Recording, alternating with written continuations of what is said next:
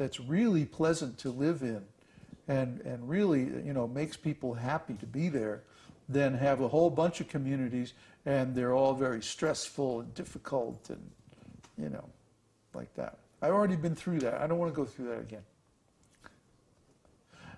So let's avoid that. Do we have any questions, Uruva? What's that? Give him the mic.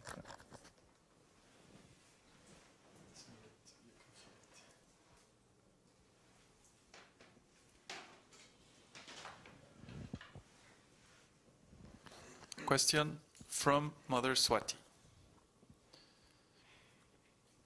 Please accept my humble obeisances, Babaji. In the model where the core monastery is in the middle and other devotees come later individually, what is expected of them in terms of varṇāśrama, management, etc.?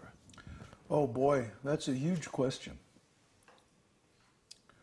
Well, in any Vedic society, the Brahmanas and the sannyasis, the renounced order of life, are the core. You can't have Vedic culture without good Brahminical culture.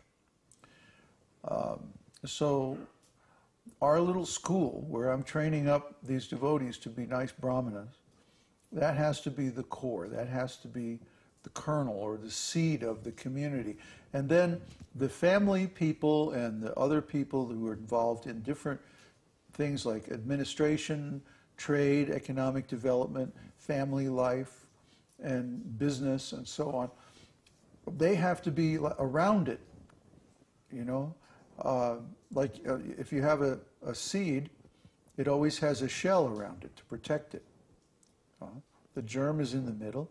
That's the actual living part. But you can't just take the germ out of the seed and expect it to sprout.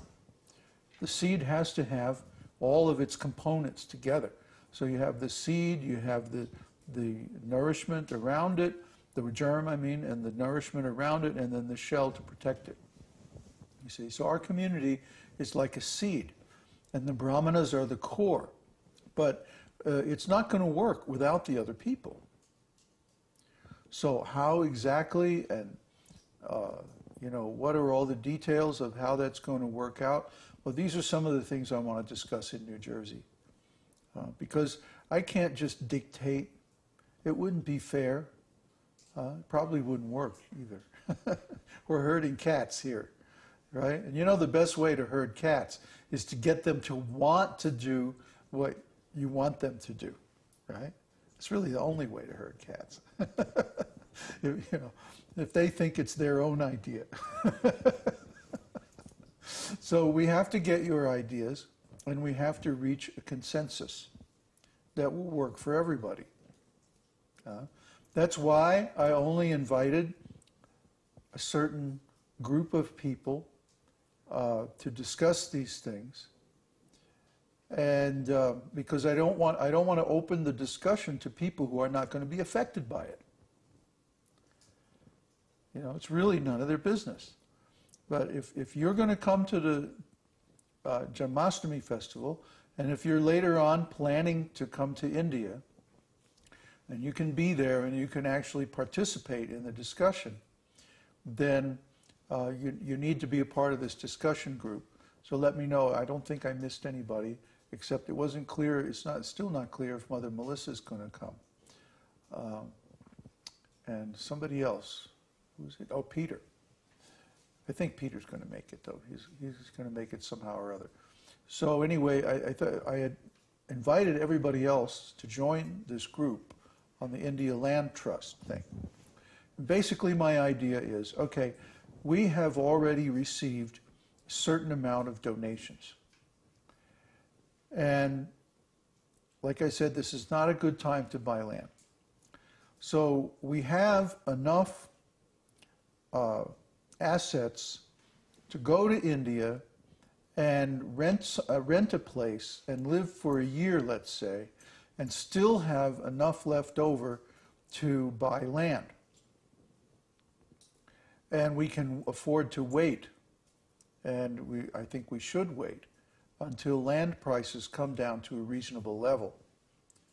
Everyone is expecting a correction in land prices next year. I think that's quite reasonable, and that's what's going to happen.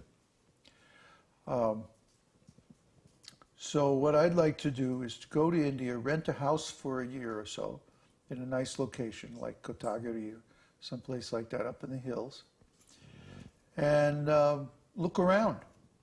Start finding out where the good places are, where we would want to be. And then when the prices come down to a reasonable level, we'll go ahead and buy some land. Or maybe we get some donated. I don't know. You know, who knows what Krishna's got up his sleeve. But we're going to take our liquid assets and put them into gold because everybody seems to think there's going to be a currency crash. And I agree, you know, it looks to me like that's what's happening. So we want to get out of any kind of paper assets, except maybe just enough cash, you know, to live on for a while, and put the rest of our assets in gold and ride out the devaluation. So since we're going to do this strategy, we also want to offer that we're going to have to manage all this anyway. So we also want to offer to our community members the chance to do the same thing. You know, we're going to be going to India, we're going to be buying gold, we're going to be arranging secure storage for it, and so on and so on. So we're offering the chance to our community members who are planning to come to India to do the same thing. That means after a year or so, your money will, the value of your assets will multiply by, I would say, of some factor between 2 and 5 times the purchasing power of land that they currently have. So this is our idea for land trust. And then the idea is the monks will have their piece of land where they do, you know, monk-type things. And then the families will have their own pieces of land nearby or next door or something like that. And that they will buy this land from the proceeds of the land trust investment. And we need to work out all the details of how that's going to work. You know, that we can start talking about those details online. I don't want to dictate how this is going to work. I want everybody to be happy enough with how we set it up and how we write the bylaws so that they feel comfortable about getting involved. Not that I want to handle or determine all the details myself. We should talk it over and get everyone's best idea and then see what the consensus is. And we can't do that. We can do the preparatory work online. We can put the results of our research and our different opinions online. But then when we actually physically meet together, we can come to some conclusion, some consensus. So that's my idea.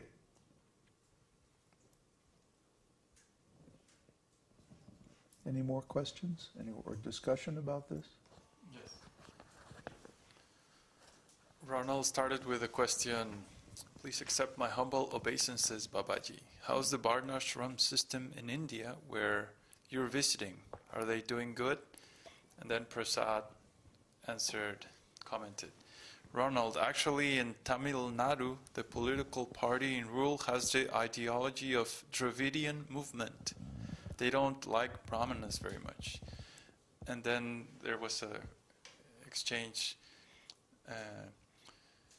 Indira said, you're right in a way, Prasad. Most of it's political propaganda. Most of it's political propaganda.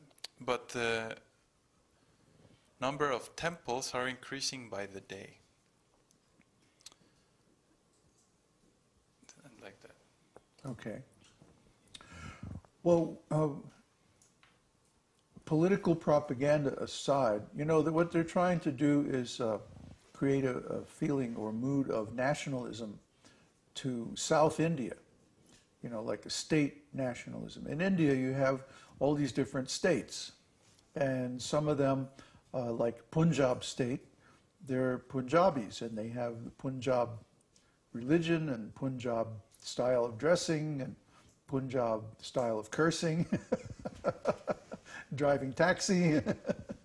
But you know, and then in Amritsar they have the Sikh style, and then you know you go up in Rajasthan, it's a different style, and in Gujarat a different style, Bengal. All these places have their own culture and their own style.